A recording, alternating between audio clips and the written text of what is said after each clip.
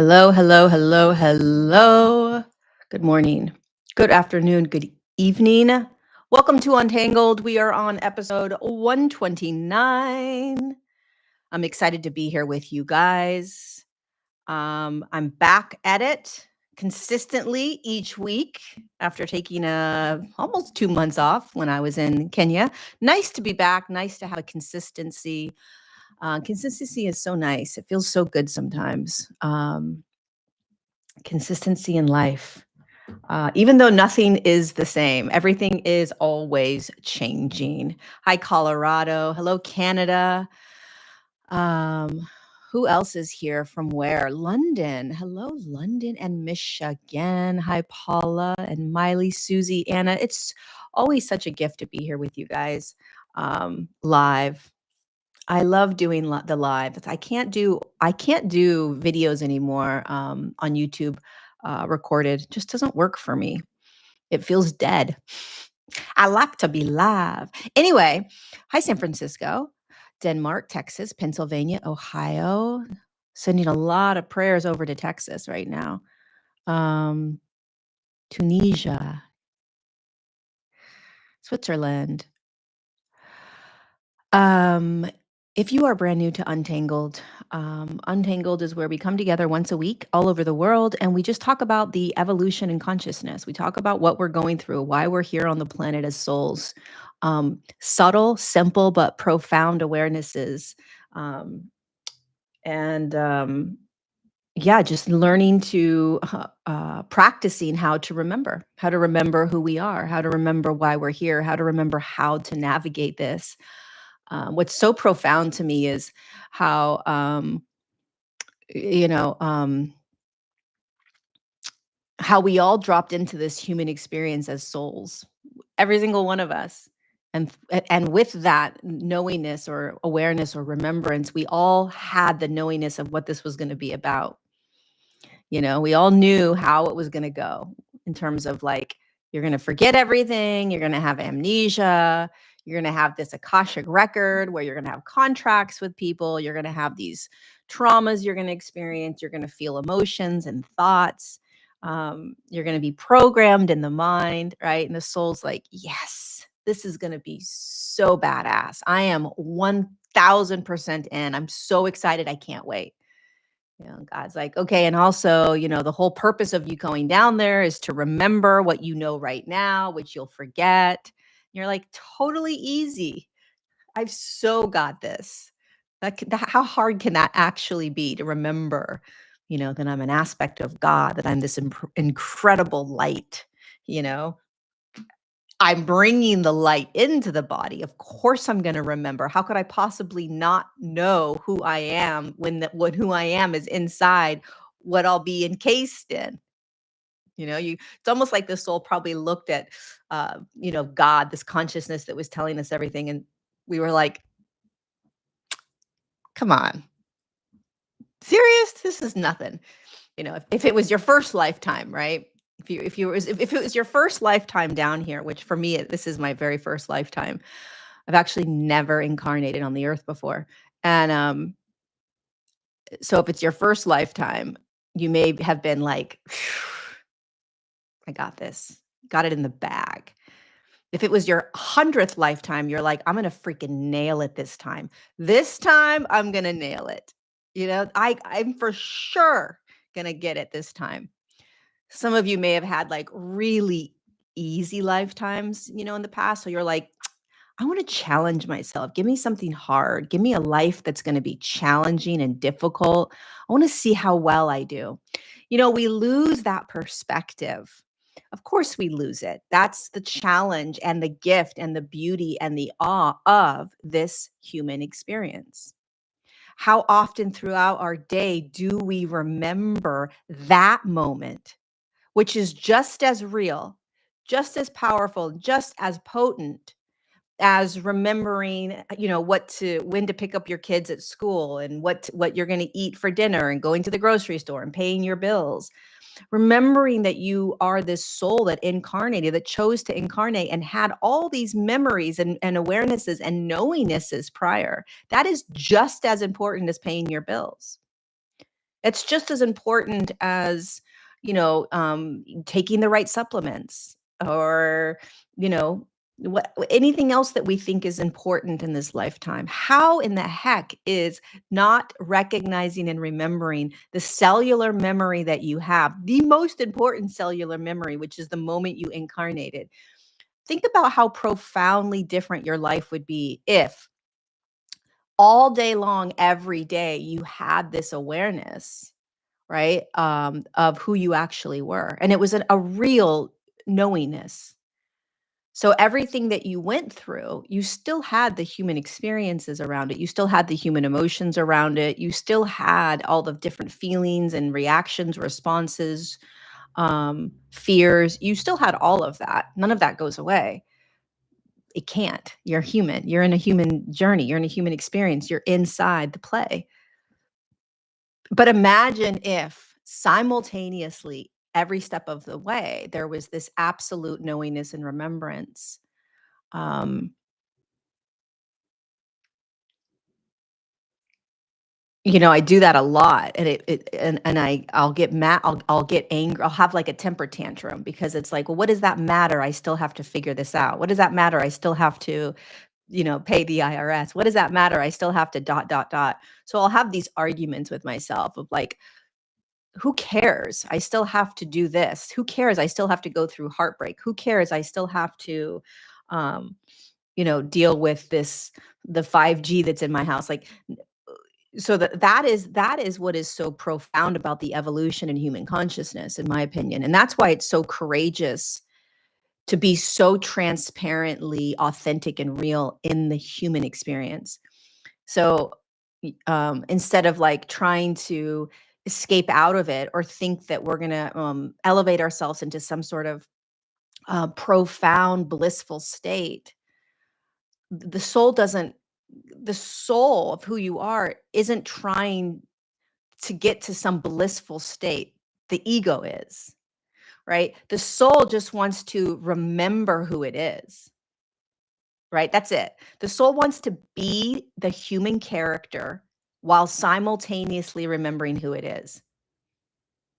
And it's truly that simple. So if you think about, well, what would it mean if if my soul, me as a soul, remembered who it was? If I lived with the lens that I am soul every day, as I also live as the character, Lori or Angela or Susie or Diana, right? Like, how would you and I see this human experience? Would we try so hard to get out of certain emotions? Would we try really hard to bring ourselves into some elevated state? What would we try to do all of this, or would we just say, "Holy shit. What the heck? This is incredible. What am I now? What am I experiencing now? I hate this one. I love this one. Wow, this one's so incredible. Wow, look at how I'm trying to control so much. Wow, look at how difficult it is for me to let go of this. Wow, look at how attached I am to this." You start to watch your human experience as awareness through the lens of awareness, which is soul, and you stop judging yourself so much. And you stop trying to, um, like, it's better if I'm here, it's worse if I'm here. Like, says who? Says Who's saying that? And why are we, if you think about where judgment, a lot of judgment comes from, it's you're judging yourselves based on the external world, like on what other people say or where other people are or how other people see you. It's Judgment really does come from the an external mirror, right? And so if you think about how soul would experience this world, it would simply be stoked on just experiencing this world because it knows it's not this world. It knows it's not any emotion, any behavior, any thought. Now, this is very difficult, but this is what the evolution in human consciousness is. It's not about vibrating into some blissful high vibe state where, you don't experience the things you don't like anymore. There's that chart that goes around in the spiritual community where it's like the frequency of love is here, the frequency of peace is here, and the frequency of sadness is down here. And it's like, well, yes, that is 100% correct. Every emotion is actually just an energy that's vibrating at a specific speed. That's all emotion is, right? It literally is just energy in vibration. And based on its vibration, it gives us an experience of it. Based on that experience, we have labeled those energies as ... It's simply just a label, a program that we use to describe an energy that is moved and felt through the body. That's all it is. But because we live in duality, okay, right, wrong, good, bad, yes, no, we put a hierarchy on these energies. And so we make certain energies good, certain energies bad, certain energies right, certain energies wrong. When you're in a 5D or when you're super evolved, you're only experiencing this. And that's all bullshit. The reason it's absolute BS is because we live, no matter what planet you're on, you live in a quantum field. The moment you split from source, you're living in a quantum field. Okay, that means that it's chaos, which means that energy is just doing this all day long, 24/7. There is no 24/7, right? But this is what happens in the quantum field. There's energy is just moving. Look at a cell. Look at an atom. It's just this. That's all that's happening, right? So energy is just constantly moving. That doesn't change once you move into a physical form and you're looking out at the illusion that everything is still, right? If you look out into your world, it looks like everything is still. There's no movement, but everything is moving. And in between you and a tree or you and a car, there's energy moving. So this energy that's moving, okay, you can't control it. You can't control the moment you open the door and walk outside your house. You cannot control what's going to happen. You have no control over what emotion you may feel when you get into your car. You have no control over what interaction you're going to have in 2 hours. If you are really humbly aware of what you're in, which the soul understands this, you're not in control of it. You're in constant chaotic movement of energy. And so if you think about that, then how could there possibly be a right, wrong, good, or bad in terms of what you're experiencing other than the way it feels? So we base judgments on how it feels inside or how others tell us it should feel or it should be. And that's where these judgments come in. That's where these attachments come in. That's where suffering comes in, right? Because we begin to label and judge what just is an experience in this quantum field that you can't control. We can't control it. And we will fight this shift that we're in right now. A lot of people are feeling lethargia, exhaustion. They're not motivated. They're in uncertainty, confusion almost, right? It's because they are being unconsciously pummeled into or smacked down into flow, which means that you are inside a chaotic field of quantum energy that you actually can't control. And there's an exhaustion that comes over the human unconsciously because they have been trying to fight against the natural way in which this energetic world works. Everything is energy. And if everything is energy, you actually can't control it. You can't. And if you try to control it through the lens of, if you try to control energy while you're still remaining inside a dense, third dimensional, egoic, programmed experience, you're going to be in a resistance. Okay. When you start becoming more embodied with soul, so you start seeing the world through the embodiment of soul or experience of soul, you stop trying to change things or make things the way you want them. And then you start recognizing how to create in this quantum energetic field. Humanity's trying to do it the opposite way. I'm going to create, I'm going to manifest, I'm going to do this, I want this, I want this, I want this, right? So they're trying to create in an energetic world through the lens of an unconscious resistance to what is. So they don't want what is. So they're going to create what they want, but they're resisting what is. So it's this constant workaround that is simply denying the natural state that the soul needs to be in. Creation happens once you let go and learn how to flow in all of it.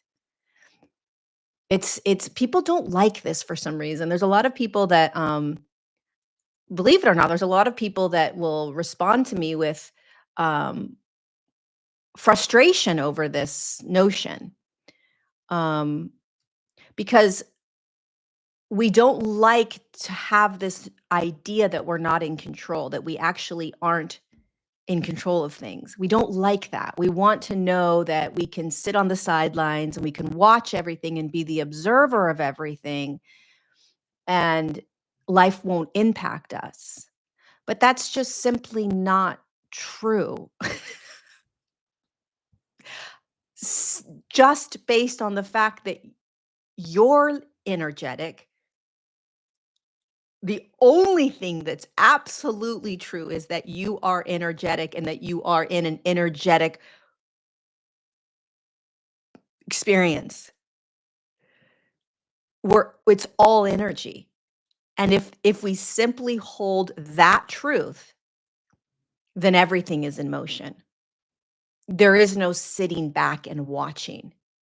You can watch and observe, but you are in motion. Every day is a crapshoot. Every day you're rolling the dice when you wake up. And there is a freedom that happens when you start realizing this. When you start realizing, wow, every day when I wake up in the morning, I truly have no idea what's going to happen. Sure, I have a routine. I know who's going to be in my house. I know that I take the kids here. I know that I go to this job. There's foundational things that happen in your life. But outside of that, you have no idea what's going to happen when you walk into the door at your office, when you walk into the grocery store, when you take your dog for a walk. You just the magnitude of possibility in every moment is quite profound if we really start to think about it. So going back to what I was saying in the beginning, if you remember as this soul, you're dropping in and you know what you're stepping into. You're like, "Oh my God. I'm in. This is gonna be incredible. This is gonna be such a ride." So you know that it's all gonna be this polarized or dualistic world. You know that there's a potential that you're gonna want to, figure out a way out of it. Um, 99.9% chance that as the persona or character of human, you're gonna try to figure out how to get out of what you're in. So imagine this analogy. God's like, "Okay, dude, you're going down and see that river? That's what you're gonna be in the whole time." And you're like, It's gonna be awesome. Do I have like a floaty device?" And God's like, "100%. You'll never drown." I mean, that's a for sure. You're always gonna have a floaty device, but you're not gonna remember you have a floaty device. So you're gonna always think you're drowning. And God says, and also you're gonna always try to get out of the river or change the river. So you're either gonna try to find a way out to chill out so that you don't have to be in the river, or you're gonna try to figure out how to change the river so that it suits how you want to go down the river. God says, problem is you're not in control of the river. And you're like, totally. I can see the whole river. I know this. And God's like, I've got you the whole time. I promise you, you're not going to drown, but I can promise you, you're going to forget this conversation. You're like, there's no way I will forget this conversation. Not happening. And then there's like a little wink. God kind of winks at you and good luck, and you drop into the slide. Ah, pop out, screaming baby, you're in the river. Complete amnesia. And your whole life, you are trying to figure out not either how to get out of the river, how to make the river the way you want it, or to feel unsafe in the river. And we all are searching for some meaning. What's the meaning? Why am I here? What's this all about? Meanwhile, God recognize the voice that dropped them in the first place. And we're down here scrambling around, trying to figure it all out, being in charge, thank you, Rachel, for that super chat. Figuring it all out, you know. I think this is one of the most profound analogies ever. It's so interesting how difficult the actual simplistic truth is, the difficulty of this, um, the challenge of it. And, I teach the same thing over and over and over and over again, probably 1,000 times I've been teaching this same kind of concept because why? We forget because it's extremely difficult to do. And yet it is so simple. This understanding that life has you and you're not in charge. And how do I navigate my life still making choices? Okay, so the soul is always making choices. The soul knows this. By the way, I'm not telling you anything you don't know. This is just this is like a little reminder, a knock on the door. Do you remember this? Because I'm not telling you anything new. I'm not teaching you something here, right? This isn't a new teaching. Like, wow, holy cow. No, this is just me reminding you of what you know that you forgot. That's it. Just a simple little reminder. You know, it's like the knock on the door of like, you remember what you came down to experience. You remember that it's designed to be simple, but you remember that it's going to be so complex. And the soul chooses what it's going to do every day. Okay. So saying things like you're not in control doesn't mean that you aren't making choices in your life. You're not choosing things, deciding things. I'm going to move here. I'm going to be with this person. I'm going to quit this job. Of course, you're choosing every day, all day. Simultaneously, you are realizing that you are not in control of what is arising in every moment. We've got to start grappling with this. We got to start really